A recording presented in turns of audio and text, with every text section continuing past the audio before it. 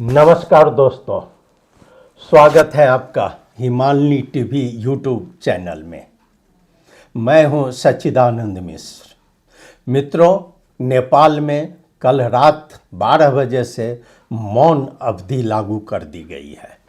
इसलिए थोड़ा आज नेपाल से बाहर चलते हैं और नेपाल की भविष्य की चिंता करते हैं। खाड़ी युद्ध और नेपाल का भविष्य। 19 लाख नेपालियों खतरे में। जी हाँ, अमेरिका, इजराइल और ईरान के बीच छिड़ा यह महायुद्ध केवल पश्चिम एशिया में सीमित नहीं है। यह सैन्य संघर्ष नहीं है, यह नेपाल की अर्थव्यवस्था, राजनीति और सामाजिक स्थिरता के लिए भी सीधा खतरा बन चुका है। खाड़ी देशों में कार्यरत लगभग 19 लाख नेपाली नागरिक इस समय युद्ध के प्रत्यक्ष अप्रत्यक्ष चपेट में हैं। सवाल सिर्फ सुरक्षा की नहीं है, सवाल है नेपाल के भविष्य का। क्या नेपाल सिर्फ एक लेबर सप्लायर देश बनकर रह गया है? क्या हमारे युवा सिर्फ रेमिटेंस मशीन बन के रह गए हैं? और जब युद्ध होता है तो क्या उनकी जान की कोई कीमत नहीं है? अमेरिका, इजराइल और ईरान के बीच छिड़ा युद्ध अब सिर्फ मध्य पूर्व का मसला नहीं है, यह सीधे 19 लाख नेपाली परिवारों की सांसों से जुड़ चुका है। हम आज बात करेंगे नेपाल की आने वाली सरकार की सबसे बड़ी चुनौती क्या है, जो अब 2 दिन बाद चुनाव है और उसके बाद में सरकार बनेगी। क्या 19 लाख लोगों को नौकरी दे पाएगी आने वाली सरकार? क्या अब भारत पर दबाव बढ़ेगा? और क्या हमारे युवा कमाने गए थे या मरने गए थे? वीडियो को अंत तक जरूर देखें, क्योंकि आज की चर्चा भावनात्मक नहीं, कठोर और सच्ची होगी। आइए, विभिन्न भागों में हम इसको प्रस्तुत कर रहे हैं। 19 लाख नेपाली सरकार के लिए बम की तरह चुनौती बनी हुई है।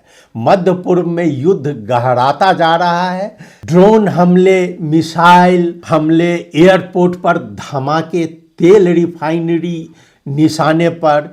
ये लोग वहाँ सैनिक नहीं है, ये मजदूर है, सिक्योरिटी गार्ड है, कंस्ट्रक्शन वर्कर है, घरों में काम करने वाली महिलाएं हैं। अब सवाल अगर उठता है तो अगर ये सब नेपाल लौट आए तो क्या नेपाल सरकार तैयार है 19 लाख नेपालियों को नौकरी देने के लिए?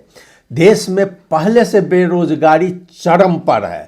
उद्योग नहीं है, फैक्ट्री नहीं है, बड़ी परियोजनाएं नहीं है, सरकार के पास कोई आपातकालीन रोजगार योजना नहीं है, सिर्फ बयानबाजी बस। सच यह है, नेपाल की अर्थव्यवस्था रेमिटेंस के सहारे खड़ी है और वही सहारा अब डगमगा रहा है। क्या नई सरकार 19 लाख लोगों को नौकरी दे पाएगी? बहुत बड़ा प्रश्न है।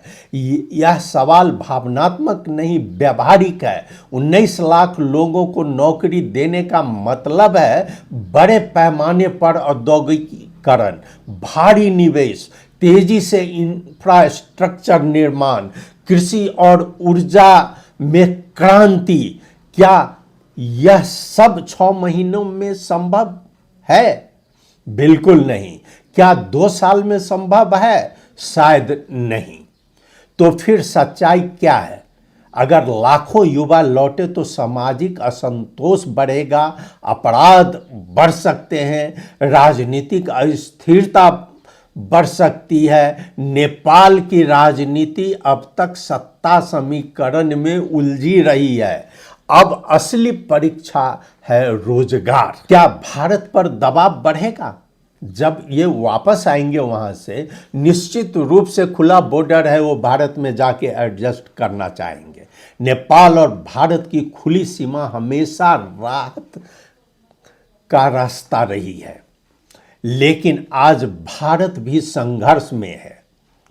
भारत खुद बेरोजगारी से जूझ रहा है, महंगाई बढ़ रही है, खाड़ी युद्ध से तेल कीमतों पर दबाव है। अगर नेपाली युवाओं की नई लहर भारत की ओर जाती है तो क्या भारत उसे सहज स्वीकार करेगा? यह भावनात्मक सवाल नहीं है मित्रों, आर्थिक सवाल है। आर्थिक भारत के लिए भी प्राथमिकता उसके अपने नागरिक होंगे। क्या भारत भी खाड़ी युद्ध से परेशान है? बिल्कुल। भारत की ऊर्जा सुरक्षा खाड़ी पर निर्भर है। लाखों भारतीय भी वही काम करते हैं। अगर तेल सप्लाई रुकी तो भारत में महंगाई बढ़ेगी, आर्थिक दबाव बढ़ेगा। ऐसे में भारत खुद संकट में होगा तो नेपाल कितनी उम्मीद कर सकता है? और वही चीज नेपाल में भी बढ़ने वाला है। नेपाली कमाने गए थे, अब मर रहे हैं। यह सबसे दर्दनाक हिस्सा है।